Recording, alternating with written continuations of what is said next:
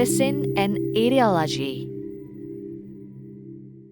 As mentioned earlier, at the legal level after liberation, the Korean medical system was based on the Joseon Medical Decree enacted in 1944, which was a means to support the total mobilization regime at the end of the war.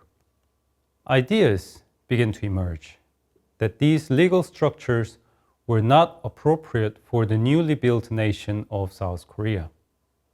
In that respect, the Medical Service Act of 1951 was an important milestone in setting the institutional boundaries of Korean medicine, as it became the basis for the medical law in the use today. During the colonial period, Korea was largely dependent on private healthcare provided by for-profit practitioners, with the commercialization of healthcare and the patient paying for everything. However, with the socialists in 1920s, the discussion of public healthcare expanded that was essential to people's health and lives. The left sought to nationalize healthcare. They argue that people should have access to free healthcare, much like the National Health Service in UK today, that centered around government institutions and cooperative hospitals.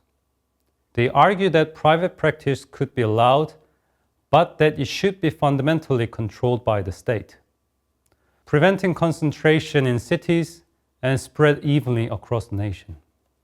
Furthermore, they proposed the gradual and eventual abolition of private practitioners and the nationalization and public management of all healthcare facilities.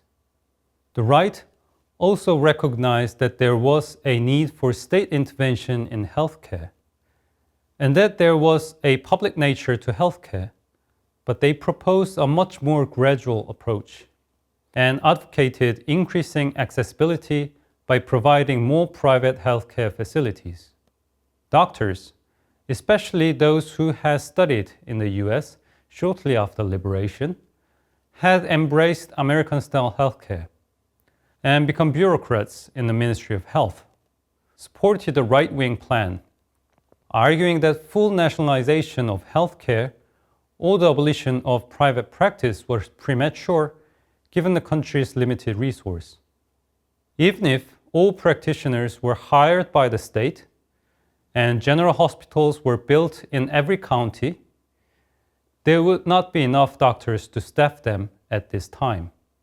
While they agreed that practitioners currently charge excessively high fees, they believed that the solution was to increase competition among medical institutions by increasing the quantity of medical supply.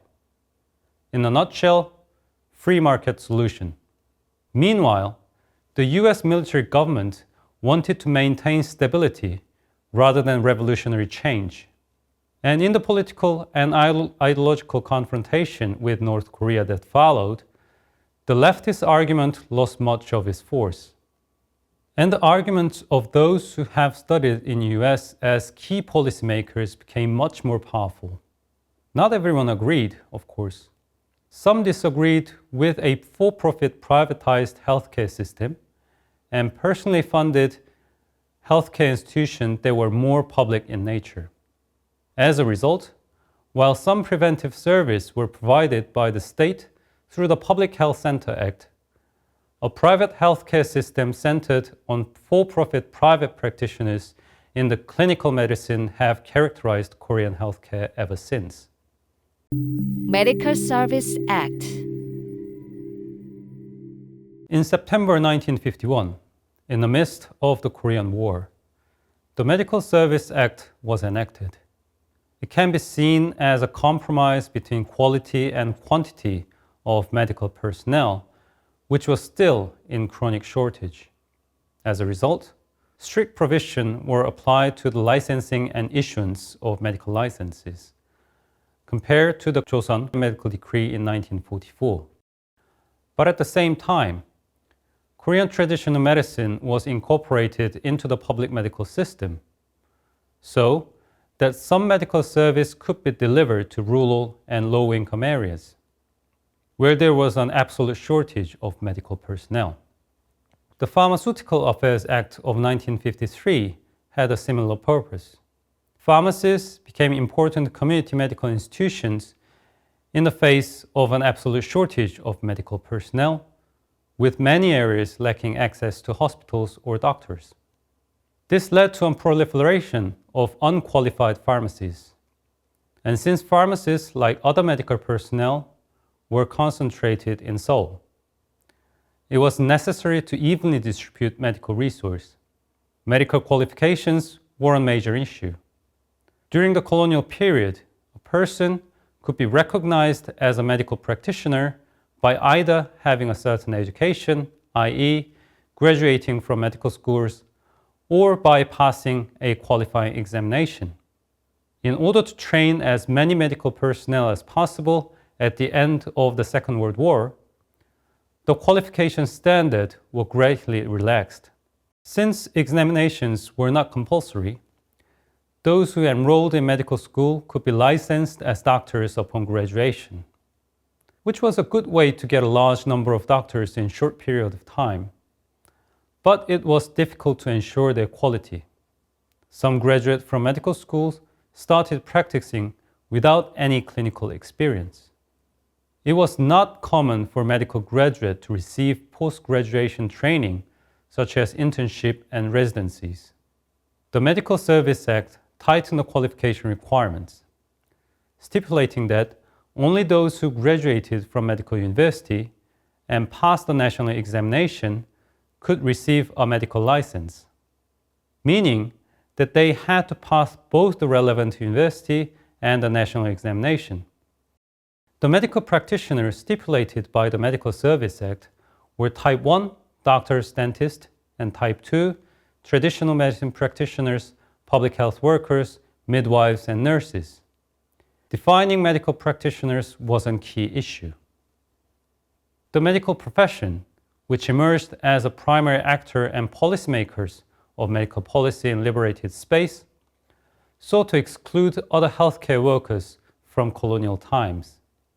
Meanwhile, traditional medicine was also going through a period of reorganization.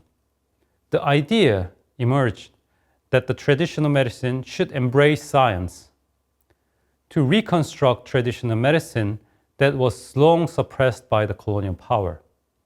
To this end, there were two lines of thought. One advocated analyzing herbs, 한약, by chemistry, and the other advocated reviewing traditional medicine theories in light of Western medical theories. However, both were criticized for reviewing traditional medicine in the light of Western medicine as an absolute standard.